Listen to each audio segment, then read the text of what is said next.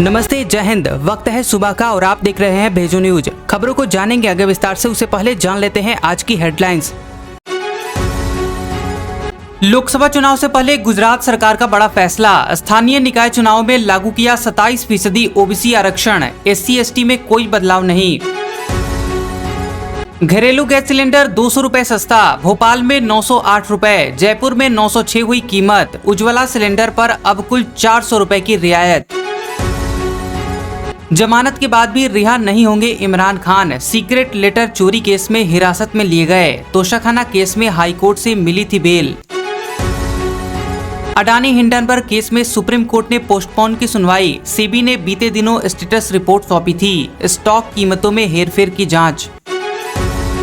मुंबई में इंडिया और एनडीए की मीटिंग एक ही दिन। शरद पवार विपक्ष के साथ होंगे तो वहीं अजीत भाजपा शिवसेना शिंदे गुट के साथ करेंगे बैठक।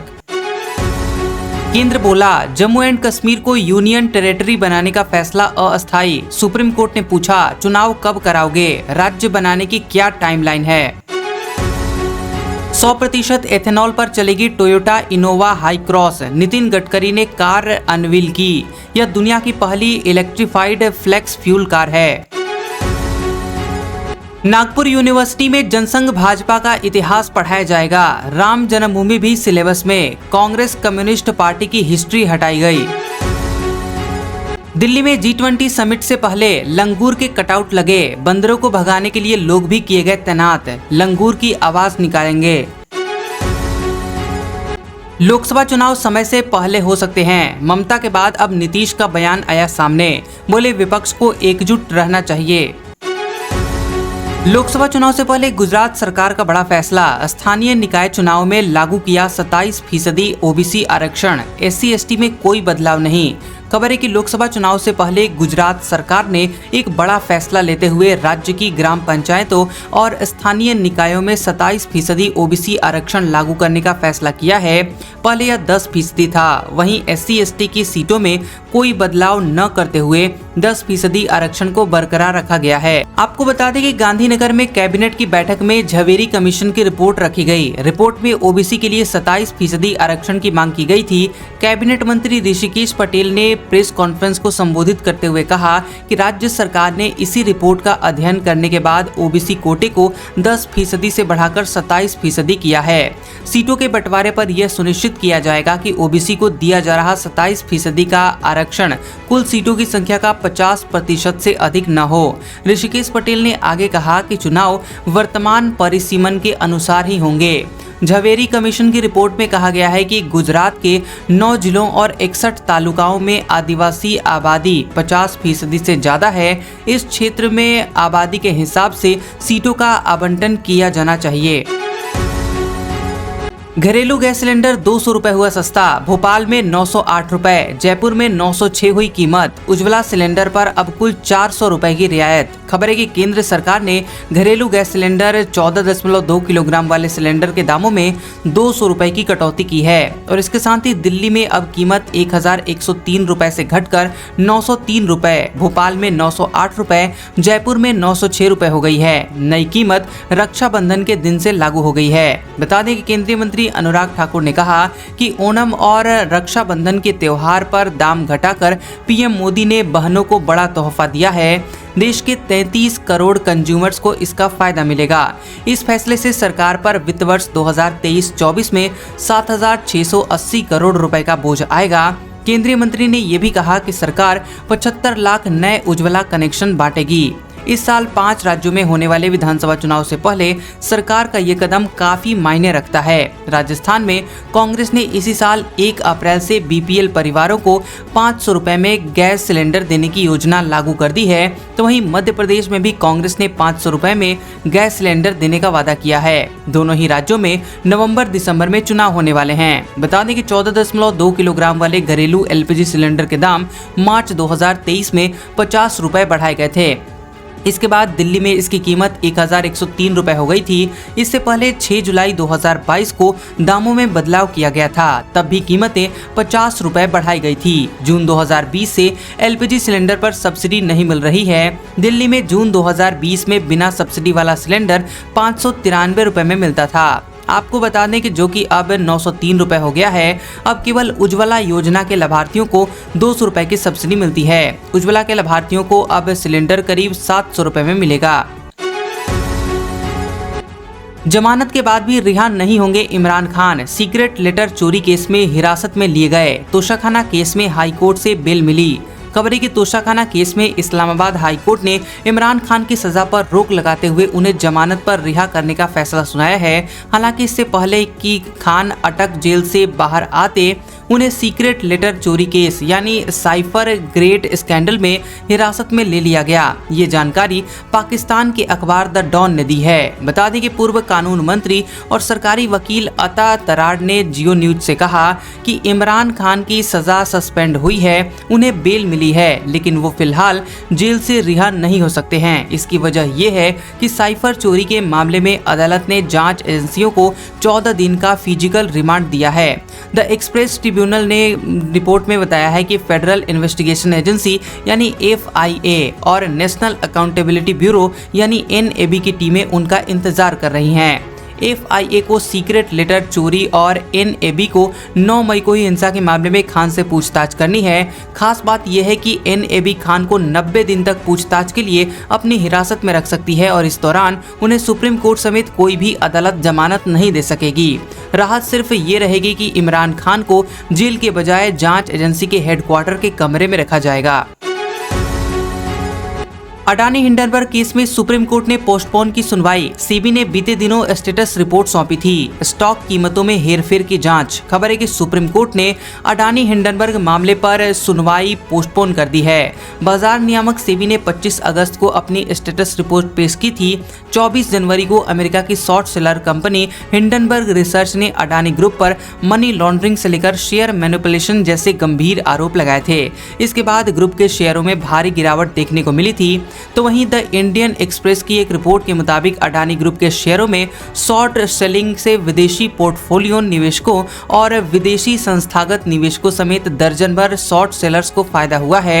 इंडियन एक्सप्रेस ने ईडी की जांच का हवाला देते हुए ये बात कही है। ईडी ने जुलाई में बाजार नियामक सेबी के साथ अपनी फाइंडिंग्स शेयर की थी। आपको बता दें कि सेबी ने 25 अगस्त को अडानी हिंडनबर्ग मामले पर सुप्रीम कोर्ट में स्टेटस रिपोर्ट फाइल की थी। रिपोर्ट में मार्केट रेगुलेटर सेबी ने एक एफिडेविट में सुप्रीम कोर्ट को यह बताया था कि इस मामले में उसकी 24 इन्वेस्टिगेशन जांच यानी कि जांच में से 22 फाइनल हो चुकी है और अब 2 अभी अधूरी है।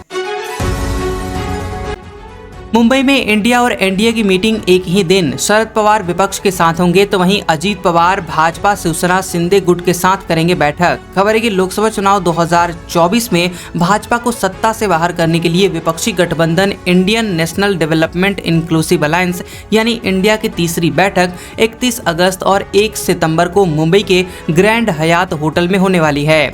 और इन सब के बीच एनडीए की महाराष्ट्र यूनिट ने भी इसी दिन यानी कि 1 सितंबर को मीटिंग करने की घोषणा की है।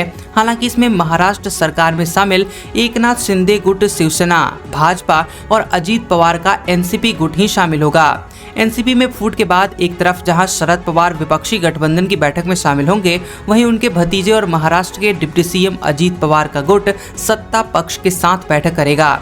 एनसीपी अजीत पवार गुट के विधायक सुनील तटकरे ने इसकी जानकारी दी है। आपको बता दें कि विपक्षी गठबंधन इंडिया के नेता 31 अगस्त को मुंबई में जुटेंगे और इस दिन महाराष्ट्र के पूर्व सीएम उद्धव ठाकरे गठबंधन के नेताओं के लिए डिनर होस्ट करेंगे और इसके अगले दिन सुबह 11 बजे से बैठक शुरू होगी। इसमें 26 दलों के शामिल होने की उम्मीद है।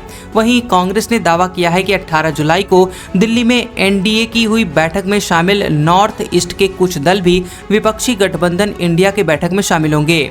तो उधर सुनील तटकरे से जब पूछा गया कि 1 सितंबर को ही एनडीए की बैठक क्यों हो रही है, इस पर उन्होंने कहा कि हमारी मीटिंग पिछले मानसून सत्र के पहले से तय थी, इसलिए मीटिंग की टाइमिंग को लेकर सवाल नहीं करना चाहिए। इससे पहले दिल्ली में 18 जुलाई को एनडीए के नेताओं की बैठक दिल्ली में प्रधानमंत्री की अध्यक्षता में हो चुकी है, जिसमें 38 दल शामिल हुए थे। ये बैठक भी विपक्षी गठबंधन इंडिया की बैठक से ठीक एक दिन पहले हुई थी। केंद्र सरकार बोला, जम्मू एंड कश्मीर को यूनियन टेरिटरी बनाने का फैसला अस्थायी। सुप्रीम कोर्ट ने पूछा, चुनाव कब करवाओगे? राज्य बनाने की क्या टाइमलाइन है? जम्मू कश्मीर से आर्टिकल 370 को खत्म करने के खिलाफ दाखिल की गई याचिकाओं पर सुप्रीम कोर्ट में 12वें दिन सुनवाई हुई और इस दौरान केंद्र ने कोर्ट को ये बताया कि जम्मू कश्मीर को 2 अलग यूनियन टेरिटरी जम्मू कश्मीर और लद्दाख में बांटने का कदम अस्थायी है। लद्दाख केंद्र शासित प्रदेश ही रहेगा, लेकिन जम्मू कश्मीर को जल्द ही फिर से राज्य बना दिया जाएगा। बता दें कि सुप्रीम कोर्ट ने इस पर कहा कि वह राष्ट्रीय हित में जम्मू कश्मीर को 2 अलग यूनियन टेरिटरी में बांटने के केंद्र के फैसले को स्वीकृति देने की इच्छुक है। कोर्ट ने केंद्र से सवाल किया कि जम्मू कश्मीर को यूनियन टेरिटरी बनाने का कदम कितना अस्थायी है और उसे वापस राज्य का दर्जा देने के लिए क्या समय सीमा सोच रखी है। इसकी जानकारी आप हमें दें और यह भी बताएं कि वहां पर चुनाव कब से करवाएंगे।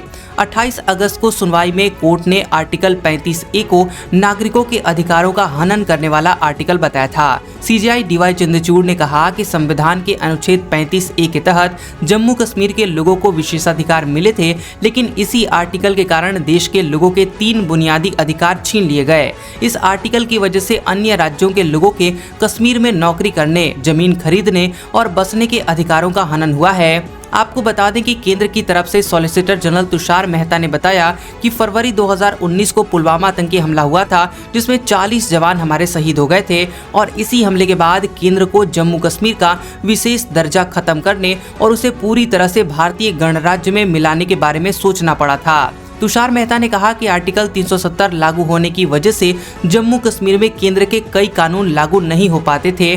देश के संविधान में शिक्षा का अधिकार जोड़ा गया, लेकिन 370 की वजह से ये लागू नहीं हो पाया। आर्टिकल 370 हटने के बाद जम्मू कश्मीर के लोगों को बराबरी पर लाया गया। 100% एथेनॉल पर चलेगी Toyota Innova high cross. Nitin Gadkari ने कार अनवील की। यह दुनिया की पहली इलेक्ट्रिफाइड फ्लेक्स फ्यूल कार है। बता दें कि केंद्रीय सड़क परिवहन मंत्री और राजमार्ग मंत्री नितिन गडकरी ने 100% एथेनॉल फ्यूल पर चलने वाली Toyota Innova high cross car unveil की। ये कार दुनिया की पहली इलेक्ट्रिफाइड फ्लेक्स फ्यूल व्हीकल का प्रोटोटाइप है। इसे BS6 स्टेज 2 के नॉर्म्स के अनुसार डेवलप किया गया है। ये कार हाइब्रिड सिस्टम के लिए एथेनॉल फ्यूल से 40% इलेक्ट्रिसिटी जनरेट कर सकती है। वहीं एथेनॉल की कीमत करीब 60 रुपए प्रति लीटर है, यानी कि यह पेट्रोल की तुलना में कहीं अधिक किफायती है, जो कि वर्तमान में पेट्रोल की कीमत लगभग 100 रुपए प्रति लीटर पर बिक रहा है। और इस दौरान नितिन गडकरी ने कहा कि एथेनॉल फ्यूल वाली गाड़ियों के लिए अभी एक समस्या भी है। देश में एथेनॉल के पंप नहीं है, इसलिए मेरा पेट्रोलियम मंत्री से अनुरोध है कि वो सभी पेट्रोलियम कंपनियों को एथेनॉल के पंप शुरू करने का आदेश दें। आपको बता दें कि टोयोटा के अलावा मारुति भी फ्लेक्स फ्यूल वाहनों पर काम कर रही है। कंपनी ने इस साल जनवरी में ऑटो एक्सपो में वैगन आर प्रोटोटाइप को पेश किया था। ये कार 85% एथेनॉल मिक्स फ्यूल पर चल सकती है। बता दें कि एथेनॉल एक तरह का अल्कोहल है जो कि स्टार्च और शुगर के फर्मेंटेशन से बनाया जाता है। इसे पेट्रोल में मिलाकर गाड़ियों में इको फ्रेंडली फ्यूल की तरह इस्तेमाल किया जाता है। एथेनॉल का उत्पादन मुख्य रूप से गन्ने के रस से होता है, लेकिन स्टार्च कंटेनिंग मटेरियल्स जैसे कि मक्का, सड़े हुए आलू, कसावा और सड़ी सब्जियों से भी एथेनॉल तैयार किया जा सकता है। तो कैसा लगा ये वीडियो हमें कमेंट करके जरूर बताएं और ऐसे ही खबरों को देखने के लिए आप हमारे चैनल को सब्सक्राइब करें और उसके पास वाले बेल आइकॉन को भी ऑन करें। तो मिलते हैं अगले वीडियो में। इस वीडियो को पूरा देखने के लिए आप सभी का शुक्रिया।